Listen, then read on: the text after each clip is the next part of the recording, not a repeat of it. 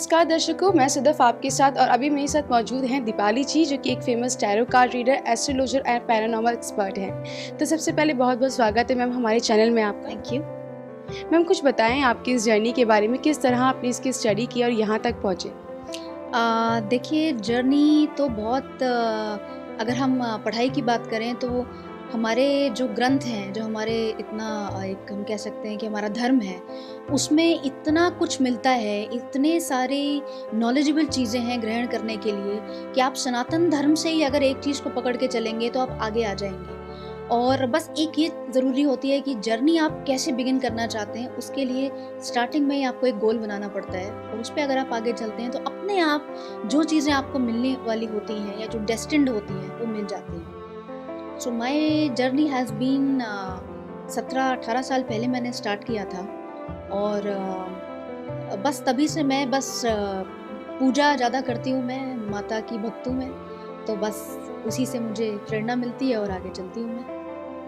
मैं बहुत उत्साहित हूँ इस चीज़ जानने के लिए कि पैरानॉर्मल आखिर है क्या? उसके बारे में आप क्या कहना चाहते हैं? देखिए पैरानॉर्मल को हम कहते हैं परालौकिक, यानी कि समथिंग या कुछ ऐसी एक्टिविटी जो हमारी नॉर्मल लाइफ से अलग है, चाहे वो एबनॉर्मल कोई एनोमली हो या हमारी लाइफ में कुछ ऐसे इवेंट्स या कुछ ऐसी घटनाएं हो रही हों जो हम जिसको देखकर कहते हैं कि हमारी लाइफ में ये नॉर्मल नहीं है। लेकिन इसको समझ पाना हर किसी के समझ की बात नहीं होती।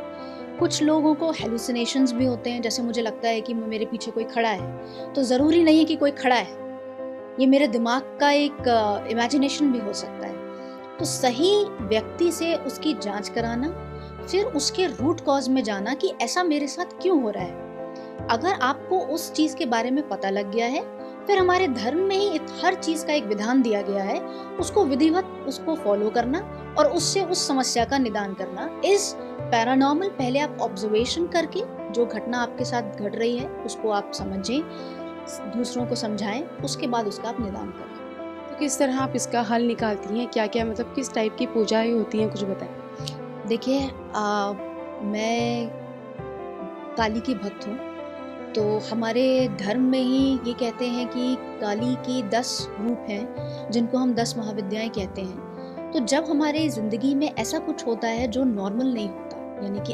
हमारे अनप्रेडिक्टेबल हमारे इवेंट्स होने लगते हैं जीवन में, तो उसका इलाज करने के लिए हर चीज़ एक आप कह सकते हैं स्टैंडर्ड पैटर्न है, कुछ मंत्र है, कोई विधि विधान से दिया गई चीज़ें हैं। जैसा भी डायग्नोसिस होती है उसके हिसाब से उस महाविद्या का प्रयोग किया जाता है और इसको करने के लिए हर कोई नहीं कर सकता।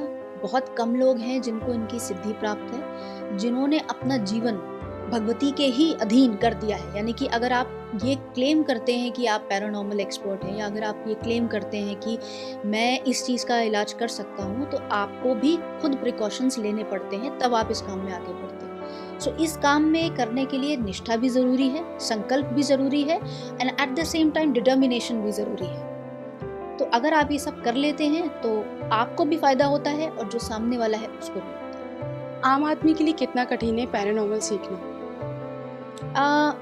कठिन तो बिल्कुल भी नहीं है, लेकिन आजकल तो सारे इंस्ट्रूमेंट्स आते हैं, आपके पास एक इलेक्ट्रॉनिक फ्रीक्वेंसी मीटर होता है जिससे आप कहीं भी अगर कोई एनोमली हो रही है तो उसकी रीडिंग्स आप कैच कर लेते हैं। आपके पास नाइट विजन कैमराज होते हैं जिसमें आप सारी चीज़ें देख लेते हैं।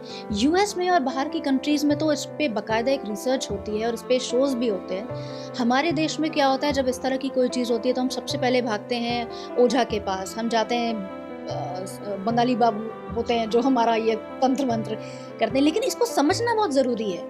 हर चीज़ ऐसा नहीं होता कि कुछ ऊपर से हो जाता है और सही तरह से उसको समझना चाहिए और फिर उसका निदान करना चाहिए। वैसे आप इतना मतलब एक्सपर्ट है, 15 साल हो गए हैं आपको इस चीज़ में, तो 15-18 साल हो गए हैं, तो कोई वाक़या आप मुझे बताना चाहेंगी जो दर्शक जानना चाहेंगे आपसे? मेरे पास ऐसे बहुत से केसेस आते हैं जिसमें परिवारों में अशांति रहती है या आपके परिवार में किसी के परिवार में अकाल मृत्यु हुई होती है या फिर रिपीटेड इवेंट्स होते हैं, यानी कि किसी के सपने में कोई मृत व्यक्ति परिवार का या बाहर का एक रेगुलर इंटरवल के टाइम में आ रहा है और कोई एक चीज़ बताने की कोशिश कर रहा है।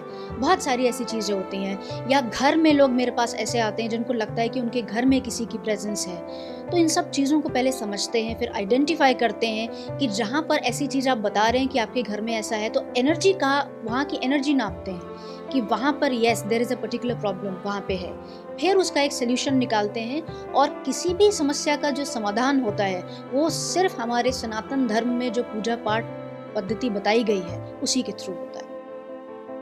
तो अभी तक हमने जाना पैरानॉर्मल के बारे में, लेकिन मैं वास्तु के बारे में कुछ जानना चाहूँगी आपसे कि घर में हमें किस तरह क्या चीज़ें रखनी चाहिए, किस तरह का कलर होना चाहिए, कुछ बताएं। देखिए, अगर हम कलर की बात करते हैं तो आपके घर में ब्लैक कलर या डार्क कलर्स नहीं होने चाहिए।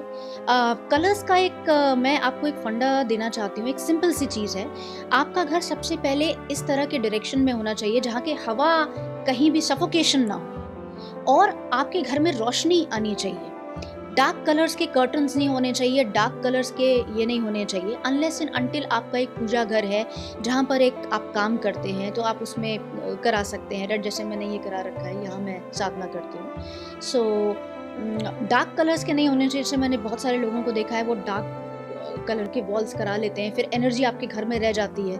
फिर आप किसी के घर में जब एंटर करते हैं तो आपको घर में घुसते ही सफोकेशन सा लगता है। तो उसके भी उपाय करने चाहिए। जैसे घर में आप अच्छे पौधे रखिए, तुलसी रखिए, केला रखिए, जो आपको पॉजिटिविटी दें, इस तरह के उपाय करने चाहिए। टैरो कार्ड के बारे में आप क्या कहना चाहेंगे, जिससे कि कार्ड्स कैसे मतलब लोगों का फ्यूचर बता देते हैं, कुछ बताएं। देखिए, हर टैरो कार्ड रीडर का अपना एक अलग मेथड होता है जिससे वो रीड करते हैं। और अगर आप एक जेन्युइन टैरो कार्ड रीडर हैं तो आप जब कार्ड पिक कर रहे होते हैं तो कार्ड जो व्यक्ति पिक कर रहा है, आपके चारों तरफ एक ऊर्जा होती है। आपके आने वाले इवेंट, यानी कि जो घटनाएं आपके जीवन में होने वाली होती हैं, वही चीज आपके सबकॉन्शियस माइंड में घूम रही होती है, और उसी का समावेश कर कर आप अपने मन को बिल्कुल एक कॉन्सेंट्रेट, एकाग्रचित होकर एक कार्ड निकालते हैं। और जो टैरो कार्ड रीडर होता है वो अपनी एनर्जी के जरिए आपको बताता है कि जो आपने कार्ड निकाला है ये आपको आगे लाइफ में कहाँ लेके जाएगा। मैं उसी के बेसिस पे रीडिंग करती हूँ। So I do that, I follow that procedure. Astrology के अब हम बारे में जानना चाहेंगे। अभी तक हमने काफ़ी सारी चीज़ें जानी मैम से, तो कुछ बताएं।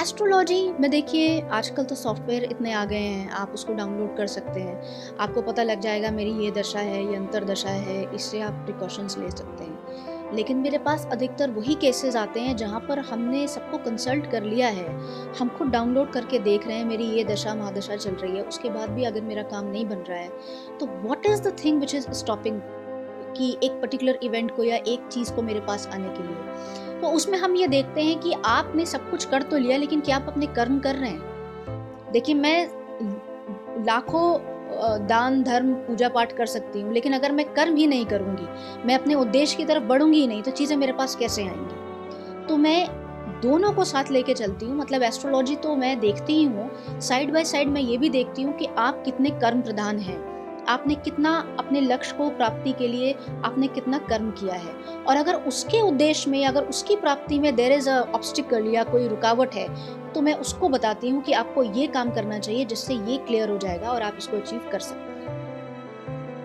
तो इतनी सारी चीज़ें हमने मैम से जानी, अब दर्शकों के लिए आप क्या मैसेज देना चाहती हैं। देखिए, दर्शकों से मैं सिर्फ इतनी सी चीज़ कहना चाहती हूँ कि हमेशा हर व्यक्ति के जीवन में उतार चढ़ाव आते हैं। किसी के जीवन में ज़्यादा उतार चढ़ाव आते हैं, किसी के कम आते हैं, लेकिन इस जीवन में ऐसा कोई भी व्यक्ति नहीं है जो ये कह दे कि मैं सुखी हूँ, या कोई भी ऐसा व्यक्ति नहीं है जो ये कह दे कि मैं जीवन में हमेशा दुखी रहा हूँ।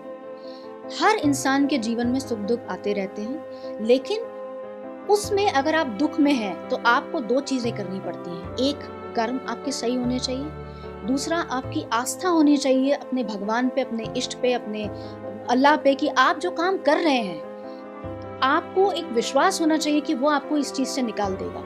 कर्म कभी भी करने नहीं छोड़ने चाहिए, चाहे वो आप सेवा भाव में किसी की मदद करें या आप अपने मन से जो आपको काम करना है वो करें।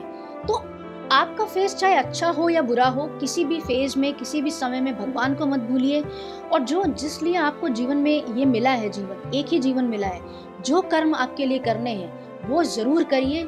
आज नहीं तो कल आपका फेज़ वैसे ही सही हो जाएगा, अगर आप अपना मन सही रखते हैं और अपने उद्देश्य की तरफ चलते रहते हैं।